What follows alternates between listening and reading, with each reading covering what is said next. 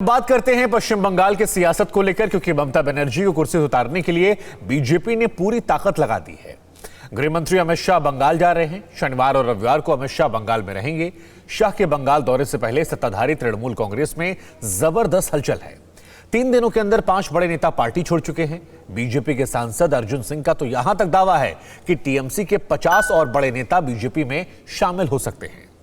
इस भगदड़ से परेशान ममता बनर्जी ने पार्टी की इमरजेंसी बैठक भी बुलाई है। पूरी खबर हम आपको इस रिपोर्ट के जरिए दिखाते हैं। ज़माने की यारी बिछड़े सभी बारी बारी। सुवेंदु बिछड़ गए, जितेंद्र छोड़ गए, शीलभद्र निकल गए, कबीर उल इस्लाम विदा हो गए, दीप्तांशु भी दूर चले गए। पता नहीं और कौन कौन बिछड़ेगा, कौन कौन साथ छोड़ेगा, कौन कौन विदा हो जाएगा दीदी की ममता को ठुकराकर।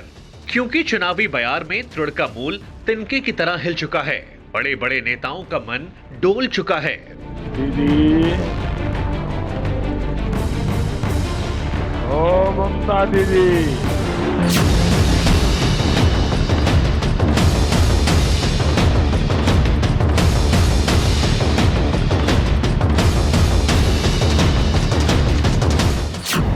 अभी तो 3 ही दिन हुए हैं और 5 बड़े नेता पार्टी छोड़कर जा चुके हैं। नया झटका दिया है शीलभद्र दत्ता ने। 24 परगना जिले के बैरकपुर से विधायक हैं शीलभद्र। ये बताते हैं कि प्रशांत किशोर को लेकर शीलभद्र दत्ता का मन ममता से खट्टा हुआ। पार्टी में प्रशांत के दखल से नाराज शीलभद्र ने पार्टी छोड़ दी। शीलभद्र दत्ता की तरह तृणमूल कांग्रेस के अल्पसंख्यक सेल के महासचिव कबीर उल इस्लाम ने भी टीएमसी को छोड़ दिया। इन दोनों से पहले जितेंद्र तिवारी ने भी बड़ा झटका दिया था।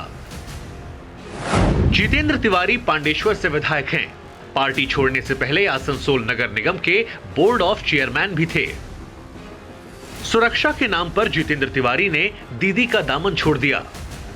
पार्टी के जो जिला सभापति था उस पद से और पार्टी के साथ जो भी मेरा संपर्क था, सारा संपर्क मैं छीन करता हूं। आज से मेरा तृणमूल कांग्रेस के सभापति के रूप में या किसी भी रूप में कोई संबंध नहीं। 17 दिसंबर को ही दीप्तांशु चौधरी नाम के एक और नेता दीदी के आंचल से विदा हो गए।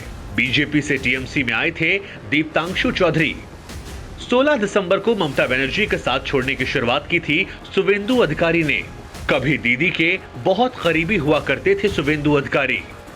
भतीजे की मानद नंदीग्राम और सिंगूर में ममता बनर्जी की पार्टी का विस्तार किया था।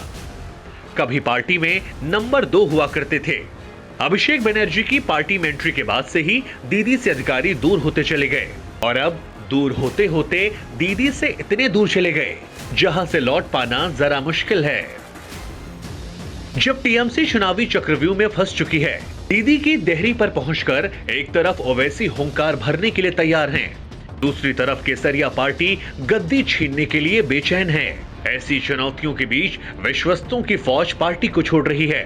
हालांकि टीएमसी की तुलना बरगद से करते हुए जिद्दी दीदी ये कह रही हैं कि कोई फर्क नहीं पड़ता। तृणमूल कांग्रेस आज के মনে রাখবেন বটবৃক্ষ হয়ে গেছে।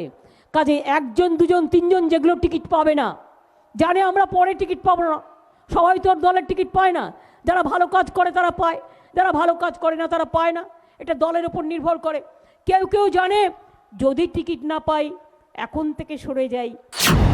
फर्क पड़ता है, बहुत फर्क पड़ता है, क्योंकि यूं ही नहीं बरगद बनी है टीएमसी। बीजेपी, कांग्रेस और कम्युनिस्ट पार्टी के नेता तिनकी की तरह जुड़े थे। तब ममता बनर्जी की पार्टी बरगद की मानंद विशाल बनी थी। जिस कर्नल दीप्तांशु चौधरी ने पार्टी को छोड़ा है, वो पहले बीजेपी में हुआ करते थे। वहीं से टीएमसी से जुड़कर दीदी की पार्टी को बरगद बनाने में मदद की थी। जिंदगी कांग्रेस में बिताने वाले बड़े नेताओं की फौज दीदी के साथ जुड़ी, तब टीएमसी बरगद बनी। कभी वामपंथी झंडा डोने वाले कार्यकर्ता और नेता बड़ी तादाद में टीएमसी में शामिल हुए, तब जाकर दीदी की पार्टी बरगद बनी। मुस्लिम वोट बैंक वाम दलों से टीएमसी में शिफ्ट हुआ, तब जाकर दीदी की पार्टी बरगद का पेड़ बनी। अब उसी बरगद की जड़ से एक एक कर शिरा किनारा करता जा रहा है। शीलभद्र दत्ता और जितेंद्र तिवारी जैसे नेता दूर हो रहे हैं। ममता की आंचल से शुभेंदु अधिकारी जैसे नेता बाहर निकल रहे हैं। टीएमसी कार्यकर्ताओं के बड़े धड़े का हृदय परिवर्तन होकर अब केसरिया होने के लिए तैयार है। जाहिर है बारी बारी से बिछड़ते हुए नेता बरगद सरीखे 22 बरस की तृणमूल की जड़ को कमजोर, बहुत कमजोर कर रहे हैं। न्यूज़ टॉप 9 रोज सुबह 7 बजे और शाम 7 बजे सिर्फ TV9 भारतवर्ष पर।